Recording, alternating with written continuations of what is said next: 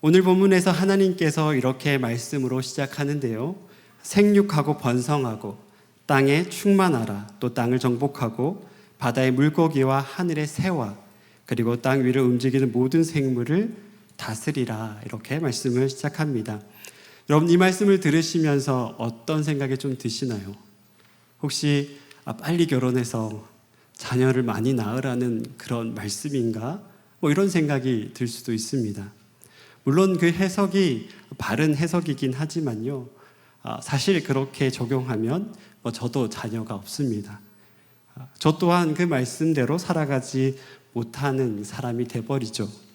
그런데 사실 오늘 이 말씀은요, 그것보다 더 훨씬 더 큰 의미를 담고 있습니다.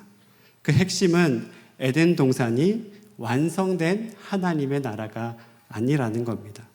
우리는 에덴을 이미 완성된 하나님의 나라, 즉 완벽한 모형이라고 착각하기가 쉽습니다. 사실 그것은 좀 성경을 잘못 이해한 거죠.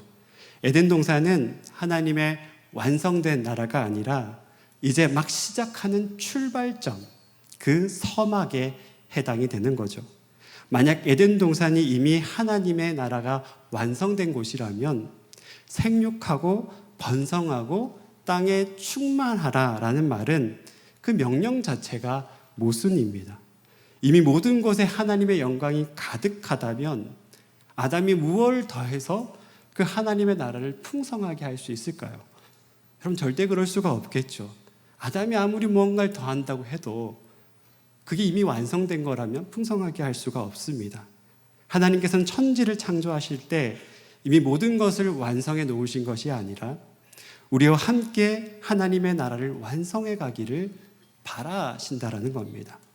그래서 아담과 그 후손들을 통해서 이 땅이 생육하고 번성하고 점점 충만해져 가기를 바란다라는 것이죠. 저는 어릴 때 이 레고 블록 맞추는 것을 정말 좋아했는데요. 아마 여러분들도 한 번쯤은 이 레고 블록을 맞춰보고 조립해 본 적이 있을 겁니다. 레고 상자를 처음 사서 열어보면요, 어떻게 조립해야 될지 막막하죠. 이렇게 저렇게 맞춰보면 하나씩 조립하다 보면요, 근데 신기하게도 쓸모없는 블록이 하나도 없더라고요. 결국에는 케이스 박스 안에 그려진 멋진 이미지처럼 완성이 되죠. 하나님도 우리에게 꼭 필요한 것들을 모두 다 주셨습니다. 모든 레고 블록을 주신 셈이죠. 이제 그걸 어떻게 맞추고 어떤 모습으로 완성해 갈지는 아담에게 맡겨진 겁니다. 물론 아담에게 레고를 조립할 수 있는 능력과 은사도 같이 주신 것이죠. 아이들이 레고 블록을 완성하면요, 정말 기뻐하듯이 즐거워하잖아요. 그 기쁨은 직접 손으로 완성했다라는 그 뿌듯함에서 오는 거죠. 저도 어릴 때 가지고 놀던 그 수많은 장난감들이 다 기억이 나지 않지만요, 직접 조립했던 그 레고 우주선, 저희 어머니가 사준 건 아니지만 친구 거긴 했지만 그 레고 우주선이 아직도 선명하게 기억이 나는 것은요, 제가 직접 조립했기 때문입니다. 에덴의 뜻은요, 기쁨인데요. 정말로 이 기쁨의 장소가 될 수 있는 이유는 하나님께서 함께 창조 세계를 우리와 같이 만들어 가자라고 말씀하셨기 때문이죠. 만약 에덴이 이미 완성된 하나님의 나라라서 그냥 그 안에 존재만 하는 것이라면, 우리가 그 안에 존재만 하는 것이라면 그 안에 진정한 기쁨은 없겠죠. 아담이 자발적인 자유의지를 가지고 그리고 그 땅에서 정말 그 마음을 가지고 살았기 때문에, 그렇기 때문에 그 안에 기쁨이 있었던 겁니다. 하나님께서 이렇게 우리에게 주시는 이유는요, 그런 기쁨을 함께 나눠주시는 이유는 정말 주님이 우리를 사랑하시기 때문입니다. 이 작은 레고 블록 하나도 만들어가는 것이 그렇게 큰 기쁨인데, 하나님이 주시는 이 창조 세계의 질서를 함께 만들어가면 그 기쁨과 감격이 그럼 얼마나 크겠습니까? 하나님께서 그런 큰 기쁨을 주시기 위해서 우리에게 이 에덴 동산에 두신 것이죠. 그건 다 우리를 사랑하시기 때문인 겁니다. 여러분, 우리가 정말 사랑하면요, 사랑하는 사람과 그 무언가를 같이 하고 싶잖아요. 저도 제 인생에서 가장 큰 바람 중에 하나가 뭐냐면 제 아내 목사와 함께 목회를 함께 하는 겁니다. 가장 행복한 시간을 그 사람과 보내고 싶은 것이죠.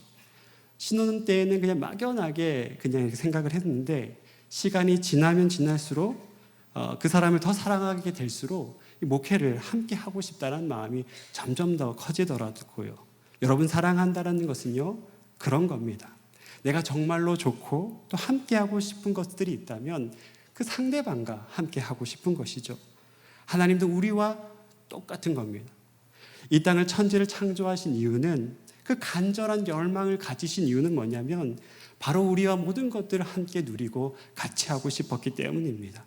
창세기 1장과 2장의 중심도요, 인간의 창조와 그 목적에 자리 잡고 있는데, 창세기 1장만으로도 좀 부족했는지 2장에서는 왜 하나님께서 우리를 만드셨는지 좀 더 자세하게 설명을 하십니다. 천지 창조의 중심에 바로 저와 여러분들이 있다라는 겁니다. 그래서 창세기 1장 28절에는요, 하나님이 그들에게 복을 주시며 라고 말을 하는데, 그레고리 빌이라는 신학자는 여기서 복을 하나님의 사명을 계승하는 자라고 해석합니다. 하나님은 하나님의 사랑을 하나님은 하나님의 사람을 통해서 복을 주시는데 1장 28절에 나오는 그 위대한 사명을 이어가시겠다라고 말씀하셨던 것이죠. 그렇게 해석을 했던 겁니다.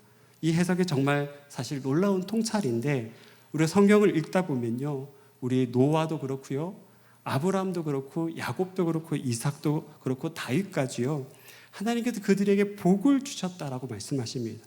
그들에게 복을 주시고 그들이 복을 받은 이유는 단지 재산이 많거나 자녀가 많아서가 아니라 하나님의 위대한 사명을 계승했기 때문이죠. 그런데 다시 이 말씀을 좀 묵상을 하는데, 그레고리 빌이라는 신학자가 물론 탁월한 신학자인데요, 약간 좀 아쉬운 마음이 들더라고요. 이 사명이라는 단어를 들었을 때 왠지 태어날 때부터 무거운 짐을 지고 이루어 가야 되는 숙명처럼 들리잖아요. 그래서인지 사명이란 말만 들어도 좀 부담이 되는 것이 사실입니다.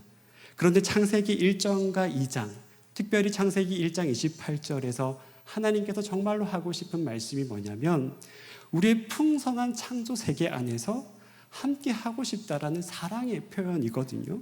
그런데 사명이라는 단어가 이 하나님의 마음을 담기에는 조금 딱딱하다, 그런 생각이 들었습니다. 법률 용어로 연애 편지를 쓰는 것 같은 느낌이 들었죠. 그런 이제 묵상을 하고 있는데 성령님께서 저에게 마음을 주시는 것이 무엇이냐면요, 하나님께서 복을 주셨다라는 의미가 하나님의 사랑을 계승하는 자라는 그런 깨달음을 저에게 주시더라고요. 우리가 하나님의 마음을 알게 되고 그 창조의 뜻을 깨닫게 되었을 때 정말로 하나님을 사랑하는 그 사람을 통해서 그 놀라운 창조의 목적이 계승되는구나 하는 것을 깨닫거나 알게 되었습니다. 여러분, 바로 이것이 미션 브릿지입니다. 하나님을 사랑하는 우리가 그 마음을 계승하지 않으면, 그 세상에 전하지 않으면 그 누구도 그 역할을 대신할 수가 없습니다.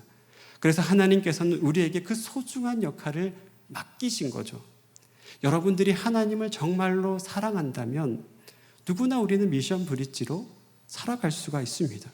그리고 우리가 하나님의 그 사랑을 이어가는 삶을 살아갈 때 하나님이 허락하신 진짜 에덴, 그 참된 기쁨을 여러분들은 누릴 수 있을 겁니다. 그리고 여러분들이 전달되는 그 사람들도 누릴 수 있을 겁니다. 저와 여러분들 모두가 그 기쁨을 누리고 그 하나님의 사랑과 하나님의 놀라우신 은혜에 동참하는 그런 은혜가 있기를 진심으로 소망합니다.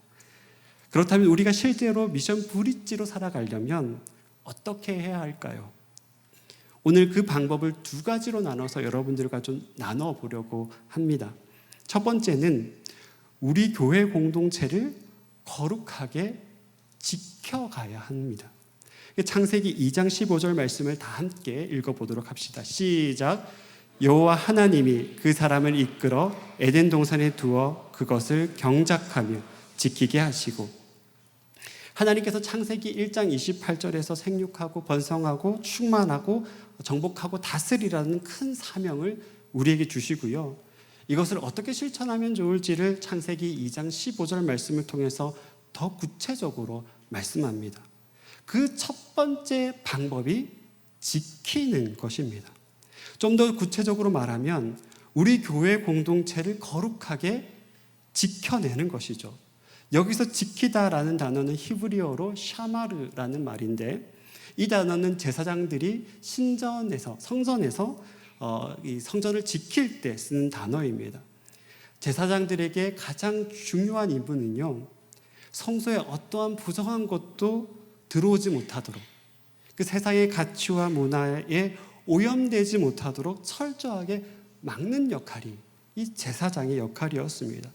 이 성소가 부정하게 되면 그곳에 하나님의 임재가 머무를 수 없게 되는 겁니다. 하나님의 임재가 없는 성소는 그냥 텐트에 지나지 않죠. 그래서 제사장들은 하나님이 부정하다라고 말씀하시는 것들을 절대로 성소 안으로 들어오지 못하게 하는 역할을 맡았던 겁니다. 그래서 구약에 보면, 특히 레위기에 보면요, 어떤 것들이 부정한지를 쭉 열거되어 있습니다. 아주 긴 분량으로 열거되어 있는데, 요약해 보면 부정한 음식, 출혈, 나병, 근친상간, 간음 등 아주 여러 가지 예시들이 있는데요. 이 굉장한 긴 이런 말씀들을 좀 요약하는 한마디로 요약하는 말씀이 있는데, 그 말씀이 레위기 15장 31절 말씀입니다. 이렇게 말씀하는데요. 너희는 이같이 이스라엘 자손을 그들의 부정에서 떠나게 하여, 제사장 역할이라는 겁니다. 그들이 그 부정 때문에 내 성막을 더럽히고 그들 가운데서 죽지 않게 할지니라, 이렇게 말씀하고 있습니다. 하나님께서 부정하다고 하시는 것들 상당수는요, 우상 숭배와 관련이 있습니다. 만약 하나님께서 명확하게 금지하지 않으셨다면 사람들은 자기 마음대로 해석해서 성소를 쉽게 더럽힐 수도 있었겠죠. 하나님의 임재가 머무는 성막에 아주 작은 부정이라도 들어온 것을 절대로 하나님께서는 그래서 용납하지 않으셨던 겁니다. 그만큼 하나님은 온전한 거룩함을 원하셨던 것이죠. 여러분, 아담이 오늘 본문에서 가장 큰 실수는 뭘까요? 하나님께서 에덴 동산을 지키라고 말씀하셨는데 그 일을 아담에게 맡기셨는데, 근데 아담은 이 죄가 들어오는 것을 막지 못했던 겁니다. 아담은 죄가 에덴으로 들어와서 이 거룩한 에덴이 오염되는 것을 막지 못했던 것이죠. 이것이 바로 아담의 가장 치명적인 실수였던 겁니다. 교회 공동체도 마찬가지입니다. 교회 공동체의 거룩함이요, 세상에 의해서 무너지는 경우는 없습니다. 하나님을 믿는 우리 때문에 금이 가고 흔들리는 것이죠. 그러기에 우리는 우리 공동체가 거룩해질 수 있도록 지켜내야 하는 겁니다. 세속적인 가치관에 우리가 흔들리지 않을 수 있도록 지켜내야 하는 거죠. 아담처럼 하나님께서 주신 저 여자가 이 선악과를 줘서 이 모든 것이 저 여자 때문에 일어난 것이라고 그렇게 자기 방어적인 태도를 가지고 살아가서는 안 된다라는 말입니다. 그렇게 해서는 절대로 거룩함을 지켜낼 수가 없는 거죠. 그렇다면 우리가 어떻게 하면 거룩함을 지켜낼 수 있을까요? 사실 답은 심플합니다. 이 거룩함을 지켜내는 키워드는요, 바로 회개입니다. 만약 아담과 하와가 죄를 짓고 바로 그 자리에서 하나님께 회개했다면 에덴의 거룩함은 계속 유지됐을 겁니다. 하나님께서도 죄를 짓자마자 곧바로 그들을 내쫓으신 것이 아니시죠. 오히려 창세기 3장 9절에 보면요, 여호와 하나님이 아담을 부르시며 그에게 이르시되 내가 어디 있느냐라고 먼저 그들을 찾으시죠. 그런데 아담은 하나님을 피했습니다. 죄를 회피했죠. 결국 회개하지 못했습니다. 여러분, 최근에 우리가 푸른 통독을 하잖아요. 지난주로 바로 엊그제로 마무리가 됐는데 한 청년이 푸른 통독에서 그런 질문을 했습니다. 반복적인 죄를 짓는데 어떻게 하면 해결할 수 있나요? 라는 그런 질문이었습니다. 여러분, 어떻게 해야 할까요? 사실 답은 한 가지밖에 없습니다. 죄를 지을 때마다 가슴을 찢는 심정으로 회개하는 것밖에 없습니다. 한 번 죄를 지을 때마다 한 번 회개를 하는 겁니다. 그것이 유일한 길인 거예요. 그럼 어떤 특별한 방법이 있으면 그거 이단일 수 있습니다. 어떤 특별한 방법을 성경에서 굳이 찾는다면 죄를 바로 인식을 하고 최대한 짧은 시간에 무릎 꿇고 회개하는 겁니다. 사랑하는 청년 또 성도 여러분, 정말 하나님의 심정으로 간절한 마음으로 여러분들에게 간청드리는 것은요, 거룩하게 살고자 하는 그 열망을 포기하지 마시길 바랍니다. 우리는 죄에 민감하게 반응하며 살아가야 합니다. 죄에 찢겨진 내 영혼의 상처를 아파하며 살아가야 합니다. 죄 때문에 하나님과의 사랑이 깨어졌는데 그게 아무렇지 않다면 우리는 정말 하나님을 사랑하는 것이 아닐지도 모릅니다. 그리고 진짜 회개란 이 죄에서 돌아가는 거죠. 마음을 아파하는 것은 물론이고 그 죄를 다시는 짓지 않을 수 있는 내 행동의 변화가 있어야 하는 겁니다. 여러분들에게 제가 종종 자주 시청하는 프로그램이 이혼숙녀 캠프라고 말했던 적이 있는데요. 그러니까 제가 그 프로그램을 안 보고 싶은데 보면서도 답답해하면서도 보고 있습니다. 그러면서 제가 정말 답답한 것이 뭐냐면 거기 나오는 분인 사람들이 남편을 사랑한대요. 아내를 사랑한대요. 그렇게 사랑하는데 행동이 바뀌지 않을까. 이게 정말 답답하더라고요. 그 문제는 되게 심플합니다. 술 마시는 거, 과도한 쇼핑을 하는 거, 욕설을 하는 거, 게임에 빠져 있는 거, 그 따뜻한 말을 공감해 주지 못하는 거, 이런 문제들이에요. 근데 이런 행동들이요, 결국 결혼 생활을 망치고요. 그런 행동을 계속하는 한 행복한 결혼 생활을 할 수가 없겠죠. 제가 그런 모습을 볼 때마다 정말 답답하더라고요. 진짜 아내를 사랑한다면, 진짜 남편을 사랑한다면 행동이 바뀌면 되는데 그게 살아가는 사람이 싫어하는 걸 안 하면 되는데 그게 그렇게 어렵더라고요. 제 결혼 11년 차를 이렇게 보내면서 왜 그게 그렇게 어려운가라는 생각을 하게 되더라고요. 그러면서 말씀을 묵상하다 보니까요, 이 부부 관계가 하나님과의 관계가 참 비슷하다라는 생각을 하게 됐습니다. 우리가 하나님을 진짜 사랑하면요, 하나님 싫어하는 거 안 하면 되잖아요. 만약 실수할 수 있습니다. 그러면 바로 그 자리에서 인정하고요, 같은 행동을 반복하지 않겠다라고 하면 되잖아요. 저희 와이프가 정말로 지혜로운 건 뭐냐면 결혼하기 전부터 이걸 저한테 훈련시켰어요. 네가 잘못하면 바로 그 잘못을 시인하고 그리고 그 잘못을 다시는 반복하지 않겠다. 그렇게 서로에게 고백하자. 물론 그 빈도수가 제가 훨씬 더 많긴 한데요. 서로에게 그것을 철저하게 훈련을 시켰습니다. 근데 여러분 정말 이게 하나님과의 관계에서도 이게 진짜 중요한 겁니다. 우리가 실수할 수 있죠. 넘어질 수 있죠. 죄의 유혹에 빠질 수 있죠. 그런데요, 바로 시인하고 회개하고 그 행동을 하지 않겠다라고 말하는 거, 이게 정말로 중요하고요. 그리고 사실 부부 사이에서도 하나님과 우리 사이에서도 이것만 제대로 지키면 대부분의 문제가 해결이 됩니다. 정말 대부분의 문제가 해결이 되더라고요. 사랑하는 청년 성도 여러분, 하나님께서 우리를 정말 사랑의 계승자로, 하나님의 사랑의 계승자로 불러주셨습니다. 이 역할을 잘 감당하려면 무엇보다도 우리 공동체의 거룩함, 또 나의 거룩함을 지켜내야 합니다. 그러기 위해서는 먼저 내 자신을 거룩하게 지키고 우리 모두 힘을 합쳐서 이 공동체의 거룩함도 지켜가야 합니다. 저와 여러분 모두가 우리 공동체 안에 임하시는 그 하나님의 임재, 그 거룩한 성소가 될 수 있도록 우리가 더욱더 거룩한 그 열망을 가지고 살아가는 저와 여러분들이 되시기를 진심으로 축복합니다.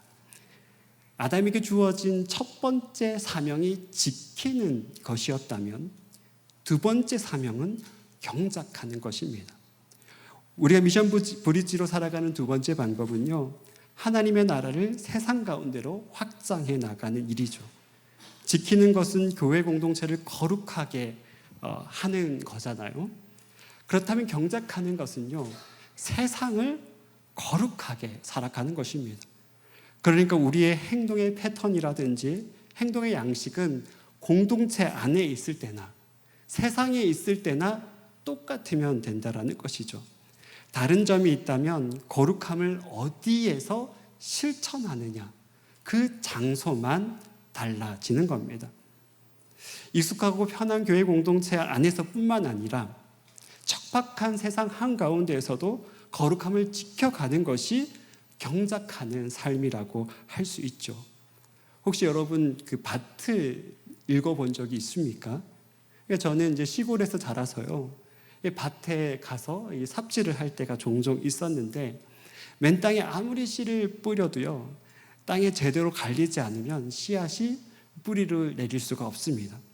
그래서 반드시 삽으로 땅을 뒤집고 잘 경작해야만 좋은 열매를 맺을 수가 있는 거죠. 밭을 제대로 갈지 않으면 결코 열매를 기대할 수가 없는 겁니다. 창세기 2장 4절부터 6절까지의 말씀을 우리가 다 같이 한번 읽어보도록 하겠습니다. 시작. 이것이 천지가 창조할 때 하늘과 땅의 내력이니 여호와가 하나님이 땅과 하늘을 만드시던 날에 여호와 하나님이 땅에 비를 내리지 아니하셨고 땅을 갈 사람도 없었으므로 들에는 초목이 아직 없었고 밭에는 채소가 나지 아니하였으며 안개만 땅에 올라와 온 지면을 적셨더라. 여기서 천지가 창조될 때 당시의 모습을 묘사하고 있는데, 땅에는 아직 비가 내리지 않았고 땅을 갈 사람도 없었고 밭에는 아무것도 자라지 않았다라고 말씀하고 있습니다. 그야말로 척박한 땅이었다라는 말이죠. 아담이 소명을 받을 때 그 척박한 땅에 씨앗만 뿌렸던 것이 아니겠죠. 하나님께 맡겨진 그 땅을 직접 일구고 경작해서 열매를 맺는 일을, 이게 바로 아담의 직업이었습니다. 아담에게는 개척해야 할 아주 넓은 땅이 있었던 것이죠. 그렇다면 어떻게 이 땅을 개척해 나아갈 수 있을까요? 그 답은 간단한데요, 하나님의 말씀대로, 하나님께서 명령하신 대로 순종하며 나아가는 거죠. 창세기 2장 16절에 하나님께서 아담에게 바로 이렇게 말씀하십니다. 여호와 하나님이 그 사람에게 명하여, 그러니까 아담에게 말씀하셨다라는 거예요. 명하여 이르시되 동산 각종 나무 열매는 네가 임의로 먹되, 이렇게 말씀합니다. 하나님께서 선악을 구분하라는 그 나무만 먹지 말라고 말씀하신 것이 아니겠죠. 물론 그것만 기록하고 있겠지만 그 외에도 하나님께서 많은 말씀을 아담에게 하셨을 겁니다. 그 땅을 어떻게 개척해 가는지, 그 다음에 후손들은 어떻게 교육시키고 또 하나님의 나라는 어떻게 만들어갈지를 분명히 말씀하셨을 겁니다. 세상이 그 말씀을 지키고 이뤄갈 수 있도록 아담을 세운 거죠. 그런 의미에서 아담은 하나님의 말씀의 대리자였습니다. 아담을 통해 하나님의 말씀이 성취되고 그 말씀을 따라 세상 속에 나아갈 수 있도록 그렇게 아담을 세운 거죠. 여러분, 아담에게 주신 이 말씀이 다시 예수님을 통해서 한 번 더 업그레이드 되는데요, 이 마태복음 28장 18절에서 20절, 우리가 너무나 잘 아는 말씀인데 이 말씀 다시 한 번 더 읽어보도록 하겠습니다. 시작. 예수께서 나와 말씀하여 이르시되 하늘과 땅의 모든 권세를 내게 주셨으니 그러므로 너희는 가서 모든 민족을 제자로 삼아 아버지와 아들과 성령의 이름으로 세례를 베풀고 내가 너희에게 분부한 모든 것을 가르쳐 지키게 하라. 볼지어다 내가 세상 끝날까지 너희와 항상 함께 있으리라 하시니라. 아멘. 하나님께서 아담을 하나님의 형상대로 지으시고 세상을 다스리게 하셨듯이 예수님께서는 모든 하늘의 권세와 그 땅의 권세를 가지고요, 우리를 제자로 세우셨습니다. 하나님의 형상이 이 완성된 형태가 예수님의 제자라는 거죠. 그리고 제자들에게 가서 복음을 전하고 세례를 베풀고 예수님께서 가르쳤던 그 말씀을 가르쳐 지키게 하라라고 말씀합니다. 결국 제자의 소명은 말씀으로 살아가고 그 말씀을 지켜내는 것인 거죠. 여러분, 우리가 이 세상을 거룩하게 살아간다는 것이 조금 어렵거나 모호하게 느껴질 수도 있습니다. 근데요, 오늘 말씀하신 대로요, 예수님이 하라는 대로 그대로 살아내는 거, 이게 바로 이 세상을 거룩하게 살아가는 것이죠. 성령으로 세례를 베푼다라는 것은 우리가 복음이 전해지지 않는 곳에 복음을 전하는 겁니다. 그러면 그 중에 하나님의 예비하신 사람이 그 복음에 응답해서 제자로 결단하는 일들이 있을 겁니다. 그리고 우리에게 그 제자들을 맡기셨죠. 그리고 그 제자들을 통해서 다시 말씀을 가르치고 세우는 거, 한 명의 제자를 제자답게 세우는 거, 이게 바로 세상을 거룩하게 살아가는 방법입니다. 이번에 저희는 미션 브릿지를 통해서 국내의 4곳, 그리고 해외의 6곳으로 우리 청년들이 파송됩니다. 짧은 기간이죠. 우리가 어린이들에게, 청소년들에게 이 3박 4일 동안 뭘 할 수 있을까? 정말 우리가 전하는 이 말씀이, 복음이, 또 우리 사역이 정말 영향력이 있을까? 이런 의문이 들 수도 있습니다. 하지만 하나님의 말씀이 한번 심겨지면요, 그 아이들의 인생 자체가 바뀔 수 있습니다. 사실 저도 청소년 시절에 SFC에서 주관하는 그 수련회를 매년마다 참석을 했습니다. 그때 형 누나들, 대학생 형 누나들의 그 얼굴이 잘 기억이 나지 않고요, 당연히 이름도 기억이 나지 않습니다. 그런데 그분들의 헌신된 삶, 그리고 하나님을 향한 뜨거운 사랑, 이런 것들이 제 마음 가운데 선명하게 기억이 나고요, 또 남아 있습니다. 그때 제가 생각했던, 마음속으로 생각했던 것들이 기억이 나요. 정말 멋지다. 나도 저 형들, 저 누나들처럼 살고 싶다라는 결심을 수없이 했던 것 같습니다. 돌아보면 그분들이야말로 하나님의 사랑을 계승하는 사람들이었고, 또한 미션 브릿지였던 겁니다. 이제 저는 그 미션 브릿지의 역할을 저와 여러분들이 하기를 진심으로 축복합니다. 하나님께서 우리를 사랑하셔서 우리 각자를 미션 브릿지로 불러주셨죠. 그래서 우리는 먼저 나 자신을 거룩하게 지키고 함께 공동체를 거룩하게 세워가야 합니다. 거룩한 공동체가 되려면 먼저 우리 안에 죄가 들어와서는 안 되죠. 그게 첫 번째 우리의 역할입니다. 죄에 민감하게 반응해서 선악과를 먹고도 뭐가 잘못됐는지 깨닫지 못했던 아담처럼 어리석게 굴어서는 안 됩니다. 또한 우리 공동체 안에 무너진 부분들이 있다면 회개해야겠죠. 이것이 바로 하나님의 사랑을 계승하는 자입니다. 그렇게 우리 공동체가 거룩함을 회복할 때 다시 하나님의 임재가 이곳 가운데 강력하게 역사하실 것이라 믿습니다. 그럴 때 우리 안에 기쁨이 넘치고 죽어가던 그 영혼들이 다시 일어나는, 회복되는 놀라운 역사가 우리 가운데 있을 겁니다. 그리고 그때 우리는 더 이상 이곳에서만 머물러 있을 수 없겠죠. 자연스럽게 우리의 시선은 세상을 향해 가게 될 것입니다.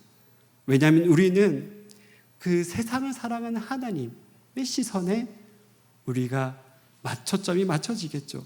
그러면 저 세상 가운데 죽어가는 그 영혼들을 향해서 우리는 마음이 갈 수밖에 없는 겁니다.